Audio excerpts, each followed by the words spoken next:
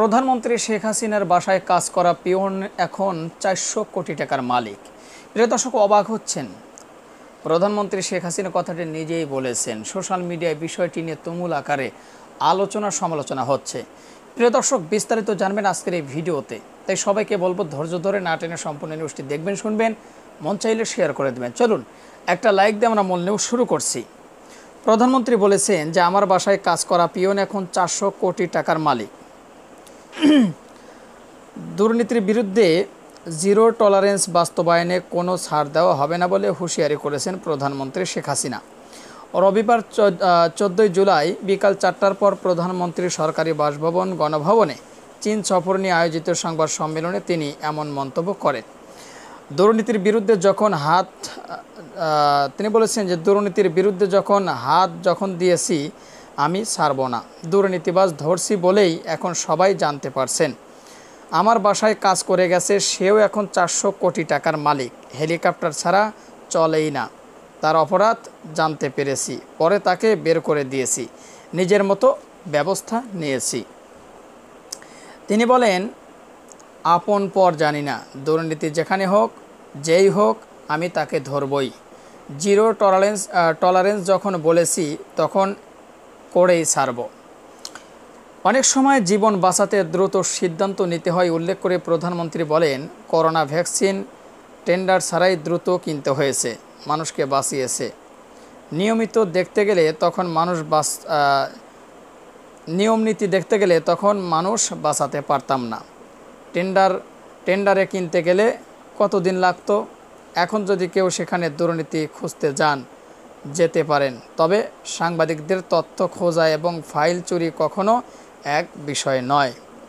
শেখ হাসিনা বলেন, দুর্নীতির বিরুদ্ধে কঠোর হয়েছি বলে দুর্নীতিবাজ ধরা পড়ছে, অনিয়ম জঞ্জালগুলো পরিষ্কার করছি আমরা। এজন্য আমার ইমেজ নষ্ট হলে হোক, আমি তাদের ধরবই। এই কর্মকাণ্ড অব্যাহত থাকবে, এখানে কোনো দ্বিধা নেই। কোটাবিরোধী আন্দোলন বিষয়ে প্রশ্নের জবাবে প্রধানমন্ত্রী বলেন, যারা আন্দোলন করছে তারা আইন মানে না, সংবিধান চেনেন না, সরকার কিভাবে চলে তা নিয়ে তাদের কোনো ধারণাই নেই। মুক্তিযোদ্ধার নাতনি কোঠায় বিশ্ববিদ্যালয়ে ভর্তি হয়ে এখন সে বলে কোঠা চাই না।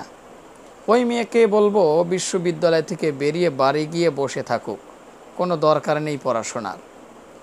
এ সময় কোটা বিষয়ে আদালতের রায়ের উপর নির্বাহী বিভাগের কিছু করার নেই উল্লেখ করে তিনি আরও বলেন, তারা পড়ালেখা করে জিপিএ পায়, কিন্তু এসব সংবিধান আইন নিয়ে কোনো ধারণা রাখে না তারা।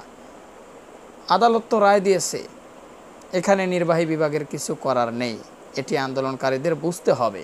কোটা আন্দোলন এরপরেও চালিয়ে গেলে তারা চালাবে, ধ্বংসাত্মক কর্মসূচি করলে আইন তার নিজ গতিতে বিষয়টিকে দেখবে। তো প্রিয় দর্শক শ্রোতা, আশা করি সম্পূর্ণ নিউজটি শুনলেন, জানলেন, বুঝলেন। তিনি প্রধানমন্ত্রী শেখ হাসিনা মূলত আবেদ আলী প্রশ্ন ফাঁস কাণ্ডের বিষয়টি নিয়ে কথাটি বলেছেন যে সে কত টাকার মালিক হয়েছে।